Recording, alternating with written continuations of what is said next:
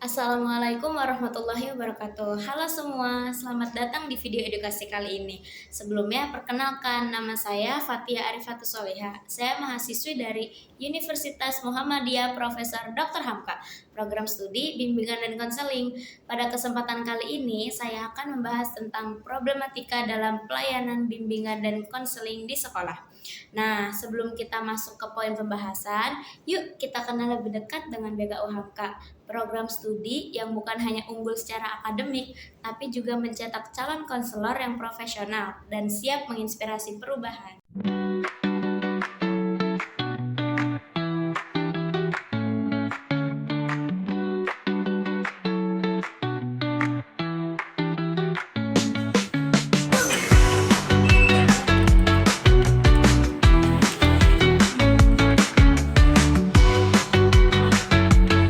Pada tahun 57 berdirilah sebuah mimpi. Ekip Muhammadiyah awal mula cerita, kini UHAMKA namanya melangkah lebih jauh. UHAMKA maju, semangat terus berkobar.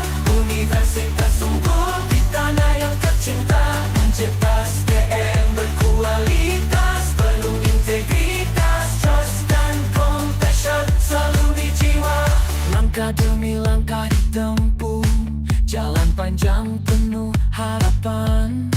Dari IKIP jadi universitas besar, bila pendidikan membangun generasi gemilang. UHAMKA maju, semangat terus berkobar. Universitas unggul di tanah yang tercinta, mencipta SDM berkualitas, penuh integritas, trust dan compassion selalu di jiwa. Setiap mahasiswa membawa cahaya, dalam setiap langkahnya membawa perubahan. Integritas di hati, trust di setiap janji, compassion membimbing menuju masa depan cerah. UHAMKA maju, semangat terus berkobar. Universitas unggul di tanah yang tercinta, mencipta SDM berkualitas, penuh integritas, trust dan compassion selalu di jiwa. UHAMKA, kau kebanggaan kita, di setiap langkah kau bawa cinta. Terus maju takkan pernah berhenti, Universitas unggul berhati selamanya. Dalam pembahasan kali ini, kita akan menjawab 4 pertanyaan utama, yaitu yang pertama, apa problematika pada ruang lingkup kerja dan peranan BK? Yang kedua, apa problematika pada pendekatan dan teknik penyelenggaraan pelayanan? Yang ketiga, apa problematika pada tugas konselor? Dan yang terakhir, yang keempat, apa problematika pada hakikat pelayanan BK? Sebelumnya, mari kita pahami dulu apa itu problematika. Nah, oke, selanjutnya kita akan masuk ke dalam pengertian problematika dalam BK. Istilah problematika berasal dari kata problematik yang berarti persoalan atau hal yang belum dapat diselesaikan. Sementara itu, bimbingan dan konseling adalah proses bantuan yang dilakukan konselor kepada konseli melalui hubungan tatap muka dengan tujuan membantu konseli memahami, menemukan, dan memecahkan masalahnya. Dengan demikian, problematika BK berarti semua hambatan atau masalah yang terjadi dalam proses pemberian layanan BK di sekolah. Banyak problematika yang muncul karena guru BK masih sering dipersepsikan secara keliru. Misalnya, guru BK seringkali dianggap sebagai polisi sekolah. Oke, pada pembahasan selanjutnya kita akan membahas tentang problematika pada ruang lingkup kerja dan peranan BK. Terdapat beberapa masalah dalam ruang lingkup kerja dan peranan BK, yaitu yang pertama, BK disamakan atau dipisahkan dari pendidikan. Banyak yang menganggap BK bukan bagian penting dari pendidikan, padahal BK membantu pengembangan peserta didik secara komprehensif. Yang kedua, konselor dianggap sebagai polisi sekolah. Mereka dianggap sebagai penegak disiplin, bukan sebagai fasilitator perkembangan siswa. Yang ketiga, BK dibatasi hanya menangani permasalahan insidental. Padahal BK berfokus pada upaya pencegahan dan pengembangan, bukan hanya mengatasi kasus. Yang keempat, BK hanya diberikan kepada siswa tertentu. Seharusnya semua siswa berhak mendapatkan layanan BK tanpa pengecualian. Oke, selanjutnya masuk ke problematika pendekatan dan teknik layanan BK. Permasalahan berikutnya terdapat pada teknik atau pendekatan dalam layanan BK. Di antaranya, yang pertama, pelayanan BK hanya berpusat pada keluhan pertama. Padahal, konselor harus menggali akar masalah secara mendalam. Yang kedua, menyamakan tugas konselor dengan dokter atau psikiater. Konselor dianggap dapat menyembuhkan pasien secara instan, padahal pendekatannya berbeda. Selain pendekatan yang berbeda, konselor juga memberikan solusi tersendiri, bukan memberikan obat ataupun diagnosis medis. Yang ketiga, menggunakan metode yang sama untuk setiap konseling. Setiap individu memiliki masalah dan kepribadian yang berbeda, jadi tidak bisa diselesaikan dengan cara yang sama, akan tetapi dengan cara yang harus disesuaikan. Yang keempat, menganggap hasil layanan harus terlihat segera. Perubahan perilaku membutuhkan proses, tidak bisa cepat, dan proses BK itu membutuhkan waktu dan berlangsung secara bertahap. Yang kelima, penggunaan tes dianggap sebagai inti dari konseling. Padahal, alat ukur hanyalah sebagai alat bantu dan bukan inti dalam layanan BK.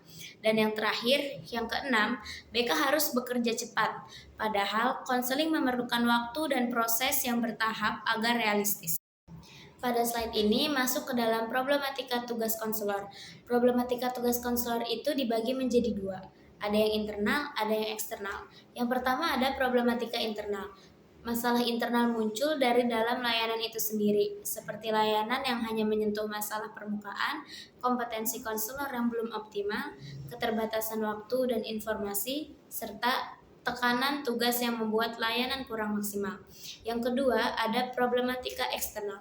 Problematika eksternal itu adalah masalah eksternal yang berasal dari lingkungan, seperti anggapan bahwa BK itu hanya untuk siswa yang bermasalah. Konselor dianggap sebagai polisi sekolah, penempatan tenaga yang tidak sesuai kompetensi, serta pandangan bahwa BK hanya memberi nasihat. Keseluruhan ini berdampak pada layanan BK yang kurang maksimal. Sekarang kita masuk pada pembahasan yang terakhir, yaitu problematika hakikat pelayanan BK. Nah, terdapat dua kesalahpahaman besar mengenai hakikat pelayanan BK. Yang pertama, BK dianggap hanya sebagai pemberi nasihat, padahal BK mencakup layanan komprehensif seperti bimbingan, belajar, karir, informasi, penyaluran, dan pengembangan diri. Yang kedua, BK dianggap hanya bagi orang yang sakit atau siswa yang tidak normal. Nyatanya, BK diberikan untuk individu normal yang sedang menghadapi persoalan dan membutuhkan bantuan dalam pengembangan diri. Oke, jadi kesimpulan pembahasan pada video kali ini yaitu BK sering disalahpahami sebagai lembaga disiplin, bukan sebagai layanan pendidikan yang suportif dan berfokus pada pencegahan. Teknik dan pendekatan yang digunakan juga kerap tidak efektif karena dianggap harus seragam, cepat, dan menghasilkan perubahan instan. Selain itu, tugas konselor juga dipengaruhi sebagai faktor, baik internal seperti kompetensi yang belum optimal maupun eksternal seperti minimnya dukungan sekolah. Tidak jarang pula muncul stigma bahwa BK hanya untuk siswa yang bermasalah atau sekadar tempat memberi nasihat, sehingga peran BK yang sebenarnya kurang dipahami oleh warga sekolah.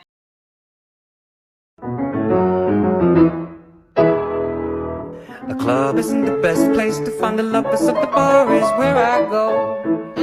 Me and my friends at the table doing shots, drinking fast, and then we talk slow.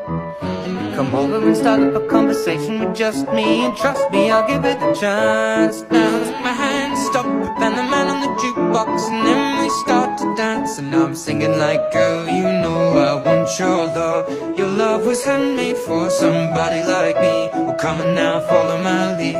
I may be crazy, don't mind me. Say, boy, let's not talk too much. Grab on my waist and put that body on me. Come on now, follow my lead. Demikianlah bahasan tentang problematika dan pelayanan bimbingan dan konseling di sekolah. Semoga informasi yang saya berikan ini dapat bermanfaat. Jangan lupa like, share, and subscribe untuk mendapatkan informasi lebih lanjut tentang bimbingan dan konseling. Terima kasih. Wassalamualaikum warahmatullahi wabarakatuh.